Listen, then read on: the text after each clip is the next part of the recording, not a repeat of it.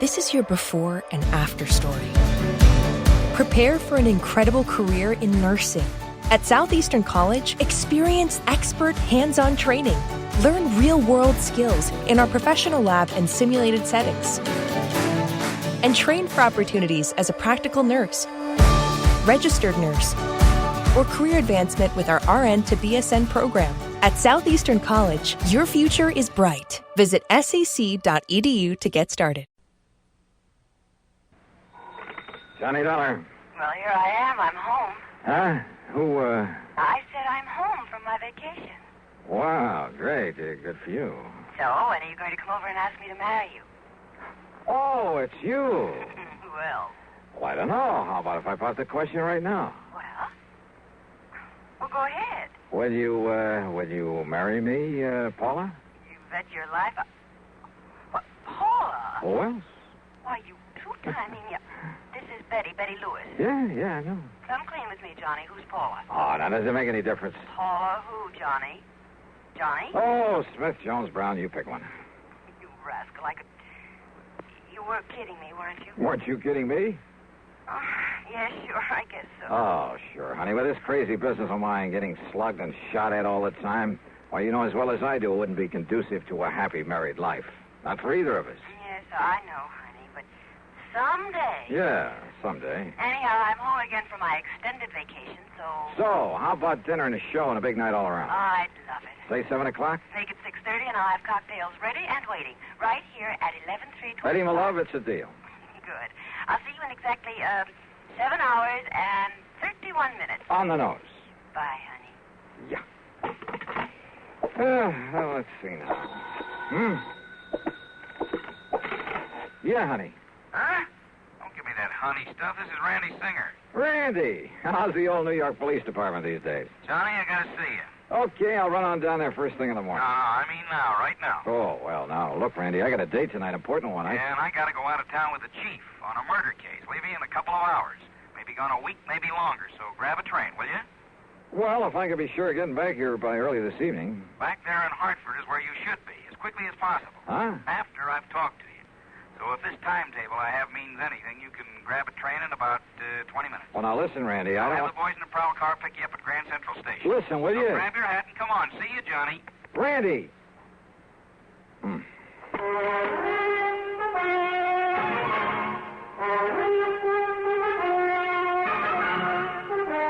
CBS Radio brings you Bob Bailey in the exciting adventures of the man with the action-packed expense account, America's fabulous freelance insurance investigator. Yours truly, Johnny Dollar.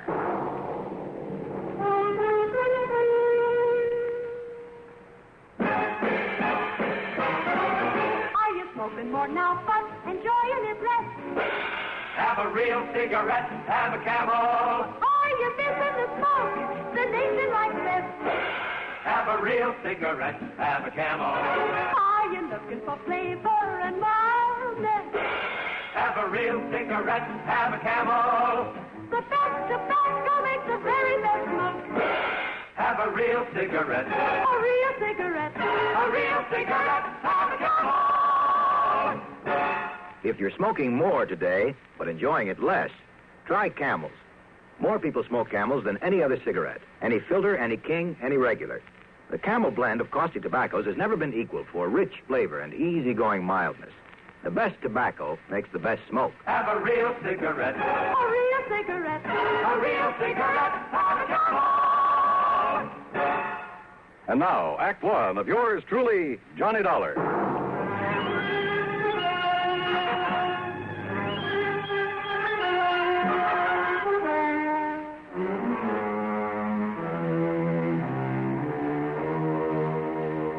Expense account submitted by Special Investigator Johnny Dollar. To the Universal Adjustment Bureau, Hartford, Connecticut. Attention, Mr. Pat McCracken. Following is an account of expenses incurred during my investigation of the double identity matter. Pat, you have an assignment to this case, but it does concern some of the insurance companies that Universal Adjustment Bureau services. And if there's any question about reimbursing me for whatever charges I may run up, well, read on. Expense account item 1, $4.95, taxi to the station and a train down to New York. As promised, Lieutenant Randy Singer had a prowl car waiting for me at Grand Central, and a few minutes later I barged into his office in the Homicide Division of the 18th Precinct. Okay, Conroy, okay. Just go tell the chief I'll be ready to leave by the time he is. Now, go ahead. Yes, sir, Lieutenant. Sit down, Johnny. Glad you can make it. All right. Tell me one thing, Randy. Is this an insurance matter? It sure is, or rather, they are. They? Maybe you weren't called in on them, but, brother, you should have been. Here, look here. Fall 1956. John R.V. Brownfield. Lived in a small apartment over on the east side, but the old boy had a lot of money. So what happened? Somebody knock him off? His death was pronounced a suicide, overdose of sleeping pills. Yeah, happens all the time. Does it? The insurance company that paid off was Eastern Casualty and Trust. Oh? How much? $41,000. Beneficiary? His wife. He'd only been married to her a couple of months. And after she collected, well, she just sort of dropped out of sight. Ask me, a lot of those companies of yours pay off too fast. Now, what do you mean by that? Listen, September 1957. Franklin P. Ogborn died the same way. Insurance paid to his widow was $30,000. Tri-Mutual Insurance Company. Well, now, Randy, the mere fact that he also died from an overdose... Listen, will you? August 1958. Peter William Gerhardt. Same thing. His widow collected $50,000. Are you trying to say you don't think they were suicides, Randy? I'd bet my bottom dollar on it. Why? Now, here's the last one, middle of last month. William Earl Chadwick. $25,000 to the widow. I said, why? Johnny, in every case, the marriage was only a few weeks old. A good-looking young girl and a wealthy old man. Also, circumstances of death were exactly the same. Exactly. You investigate them all yourself? No, they all occurred in different precincts. So until I started digging through these files, until I realized that all these men had been married, and for only a short time, mind you, had all been married to the same girl. What? Yes, sir. You're sure of that? She used a different name every time, and we have no pictures of her, but, Johnny, according to the description by all the people who'd seen her, well, Johnny, it's one and the same gal. Okay, Randy, as long as there was insurance paid by some of the companies I work for. Right. Now, so far, I've been running this down alone, on my own hook, until I could really spot her. So what happens when I finally do locate this dame? I'll bite. What happens? She turns up outside my bailiwick. Also, I suddenly got to go out of town for a week, maybe longer. But you, being right there. Yeah? Right where? Hartford. That's where I've traced her to. Oh? You know her name? Sure do. So I'm handing it over to you, Johnny. You've done me a lot of favors over the years, so, well, maybe you can collect yourself a nice commission. Oh, what is her name, Randy? She lives at 11325 East Maple Drive. 11325. That's right, and she goes by the name of Lewis. What? Yep. Betty Lewis. What's the matter, Johnny?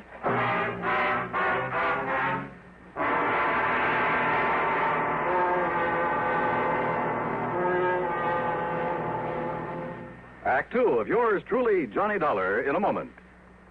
Are you looking for a career with a lot of bright job opportunities and a chance to be someone? Then by all means, look into professional nursing. Young women between 18 and 35 who are high school graduates in good physical condition can qualify for nurses training. There are many fascinating outlets for nurses' talents. They can work in hospitals, private homes, doctors' offices, in research, industry, or the armed forces. There's a great need for women to teach nursing, too. Women under 50 are also needed as practical nurses. Practical nurses require less training than professional nurses. They assist in hospitals and perform countless valuable services in private practice. This message is also addressed to men, because there's an increasing number of men going into both professional and practical nursing. So, find out if you can qualify for a nurse's career. Inquire at your nearest hospital or inquire at your nearest school of nursing. And now, Act 2 of yours truly, Johnny Dollar and the Double Identity Matter.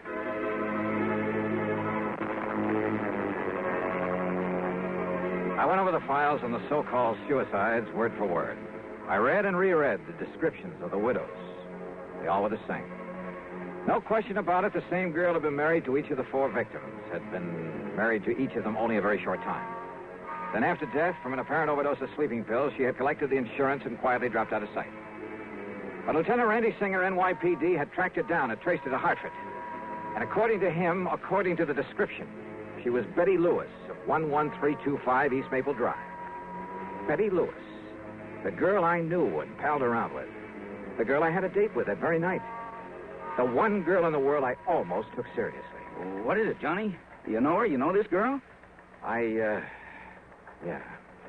That is, I think I've seen her there in Hartford, Randy. Good. Then go back there. Get next to her, Johnny. Trip her up. Make her spill the beans about these murders. Murders? Well, don't you agree? She must have fed those old codgers all those sleeping pills just to collect their insurance? Kind of looks that way, doesn't it? What's the matter with you, Johnny? It's as plain as the nose on your face. And boy, how those descriptions of her all tie together. Yeah. Height, weight, build, complexion, eyes, everything. Of course, she dyed her hair differently a couple of times. Blonde. When she married her last victim, she was a redhead.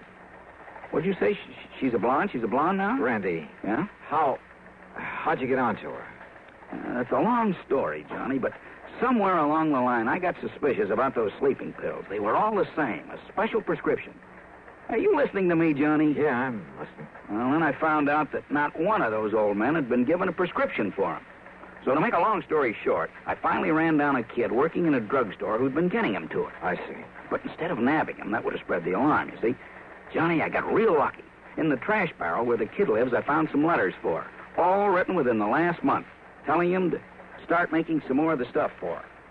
In other words, Johnny, as soon as she can trick some other guy into wedding bells, somebody up there in Hartford. But if you can grab her first, pin those 4 murders on her. Huh? Hey, Lieutenant. Yeah, Conroy, what do you want? That newspaper reporter that was here to see you. Huh? What newspaper reporter? Well, I told him you was tied up with Johnny Dollar on that suicide run. You what? Well, I seen them files there on your desk. Conroy, you dope. When the chief and I get back from this trip, Oh, that's another thing, Lieutenant. Huh? The chief said if you don't want to start pounding a beat again, well, you see, he's been waiting out front for you for about 5 minutes. Conroy, you crazy? Why did you say so? Tell him I'm coming. I'm coming right away. Yes, sir. I'll take it. Johnny, will you take it from here? Down. Sure, Randy. Attaboy. It's truly Johnny Dollar in a moment. Meet star Stuart Irwin. Nothing's worse for an actor than a nasty cold. To feel better quickly, I take wonderful 4-way cold tablets. A fast way to relieve cold distress. Right. Tests of all the leading cold tablets proved 4-way fastest acting. 4-way starts in minutes to relieve muscular pains, headache, reduce fever, calm upset stomach, also overcomes irregularity. Take my advice.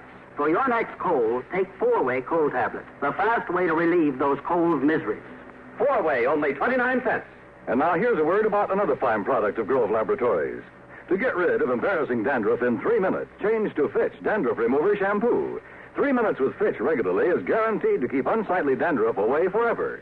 Apply Fitch before wetting hair, rub in 1 minute. Add water, lather 1 minute. Then rinse 1 minute. Every trace of dandruff goes down the drain. 3 minutes with Fitch and embarrassing dandruff's gone. At the same time, Fitch can brighten hair up to 35%. Get Fitch Dandruff Remover Shampoo today. And now, Act 3 of yours truly, Johnny Dollar. Hi, Johnny. Betty, what are you... what are you doing here? Hey, don't I even get a kiss after being away for a solid month? Betty, tell me. And don't you think I'm the one who's entitled to ask the questions? After all, honey, you stood me up. Or did you completely forget about our date for this evening? Listen, will you? Much as I hate to admit it, I guess maybe you were right, darling. Yeah? About what? No decent kind of a married life, that sort of thing. You wore out on some case, I suppose. Yeah. But you know something? I'm just not going to give up on you, Johnny Dollar. One of these days... Yeah, Betty, now listen. Well, what is it, Johnny? What's the matter? How did you get in here, Betty? Well, when you didn't come for me as you promised, and when you didn't answer the telephone, well, I was afraid something terrible might have happened to you, so I drove on over here to see you. The door was wide open, so I just came on in. I started looking around for you in the den and the bedroom, and then that's when you came in. Betty, your vacation. Well, it's about time you asked me about that. I missed you while I was away, honey. A whole long month. Where did you go? You didn't get all those pretty postcards I sent you? From the Poconos and Atlantic City and New York? New York. How long in New York? Oh, a couple of days going, a couple of days coming back. That's all? Of course it is. Johnny, whatever's the matter with you? Your hair, Betty. What? What color was it before? Well, I like that. What color? Tell me. You mean to say you think I'd dye or bleach it or something? You know very well that I... Johnny, what's come over you? My desk there. Well, yes, I wondered about that, darling. I hope you're not always that sloppy, leaving things scattered around that way. All right, Betty, listen. And do you always leave that window to the fire escape open when you go out? That window? To say nothing of leaving the front door open, too. Hey, Betty, look. Look, it's been jimmied open. See the marks here. Well? Yeah, see, look. Here, where it was pried open. See there? Well, it's just like my mailbox. Sure. You seem almost happy about Well, it. maybe I am. Or did you think maybe I had... Only you know darn well I can't even use a can opener properly. Well, now, listen, Johnny, will you please tell me what this is all about? Why are you acting so strangely? Betty Lewis. What? Listen, darling, has all this big mystery anything to do with that newspaper headline I saw? Some kind of a suicide case? You don't know anything about that. So that's why you were so late. And Johnny, does it have anything to do with your window being forced open, your desk being rifled this way? Yeah, I think so. And maybe you're coming here. Maybe you scared away whoever it was. Wait a minute. What? Wait a minute. Did you say that your mailbox out at your little house, did you say that thing had been forced open, too? Well, I was away. I don't know when anything was taken because I don't usually get much mail, but the tiny lock on it was broken. You came back yesterday. Late last night. And then today, well, you see, the mail's always delivered during the day while I'm at the office. What time, Betty? Oh, I don't know. 10, 11 o'clock in the morning, I think. So what happened today? Well, you know that rain, that drizzle we had this morning? Yeah, go on. Well, I got back from the office and went out to see if there was any mail. Now, you love mysteries, Johnny, so maybe you can solve this. Go on, Betty, go on. All right. Well, there in the mud around the mailbox were the marks from those big clodhoppers the mailman always wears. Well? And right on top of them were some other footprints. High heels, Johnny. Of course. The shoes must have been almost exactly the same size as mine. So, do you suppose maybe somebody else, some woman, has been using my mailbox and my address while I was away? You bet I do. Betty Lewis. What? 10 or 11 o'clock, you said. Oh, you mean the mailman? That's exactly what I mean. Now, listen. I want a key to your house. Oh. Will you marry me? I'm serious, Betty, and tomorrow morning you go to the office as usual. Don't you mean if I feel up to it after we finish celebrating my homecoming tonight? That party's going to be tomorrow night. Tomorrow? Because I have a sneaking suspicion that by then we're going to have something to really celebrate. Oh, like what, dear? The solution of 4 murders. Oh, Johnny. Shortly after Betty left for the office the next morning, I established myself in a little house on East Maple Drive. I parked myself behind the filmy curtains at one of the front windows, and I waited. At 10:31, the mailman walked up. In addition to a couple of letters, he left a small package in the mailbox. It didn't take much to guess what was in it. I waited some more. An hour and a half. Did whoever that package was intended for, and I was sure it wasn't Betty, did they know the mailbox was being watched? After all, they knew from the newspapers that I was on the case. But unless they appeared to collect this package, I had no case. Then it suddenly occurred to me the important thing was to be sure of having that package myself as evidence. So after making sure the street was clear both ways, I slipped out the front door, walked casually out to the mailbox.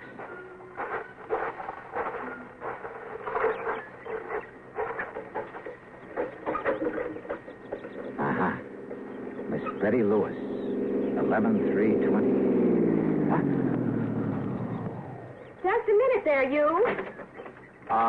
Yes? What do you think you're doing poking around my mailbox that way? By golly, you do look like her. What are you talking about? The real Betty Lewis. Well, I'm Betty Lewis. Now, if you don't mind, that package you just took out of the mailbox. Sorry, miss, whatever your name is, but I need it as part of the evidence. Evidence? Yeah. That'll pin the murders of 4 husbands on you. Johnny Dollar. That's right. All right. Give me that package. Oh, put that thing down, I'll lady. pull the trigger, Johnny, if you don't give me that package. Give it to me. Okay. Whatever you say. You dirty... Maybe you're a lousy shot. No, you're hurting me. Oh. Okay, now back in your car. Now, listen. Johnny, listen. Get in. Listen, Johnny, I'll make a deal with you. And you're driving, lady. Right straight to police headquarters.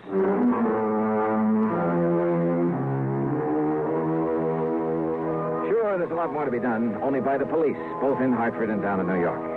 But there's not much doubt about the outcome, especially since the kid who supplied the drugs broke down and said plenty. The insurance companies, well, the money she had left can be prorated among them, and that'll be that. My problem, of course, will be explaining things to Betty. But you know something? That may have its pleasant aspects, too. So expense account total, well, call it $20. Provided there's also a fee on this one. Yours truly, Johnny Dollar.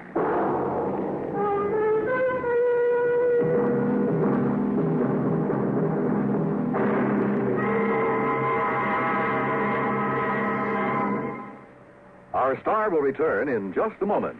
Constipation is something people don't talk much about, but it can be a problem for anyone, even doctors.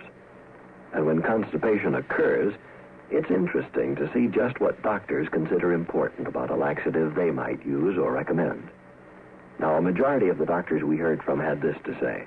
A laxative should be effective, gentle, as close to natural acting as possible, and a medicine that can be used with complete confidence.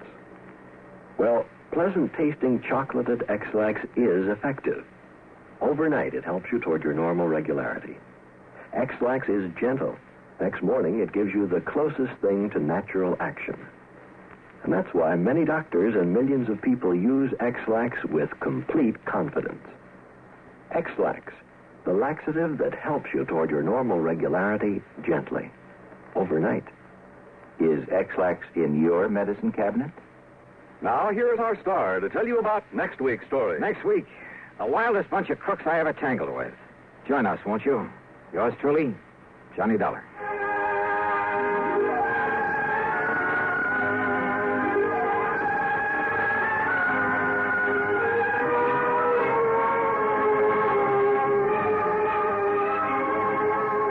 Yours truly, Johnny Dollar, starring Bob Bailey, originates in Hollywood and is written, produced, and directed by Jack Johnstone. Heard in our cast were Joan Banks, Lillian Baeff, Herb Vigran, and G. Stanley Jones.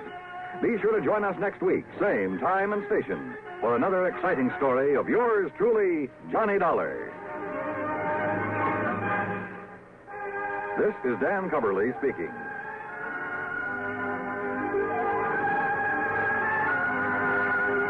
Fate stacks the cards against a jittery gamble in suspense. Next from the CBS Radio Network.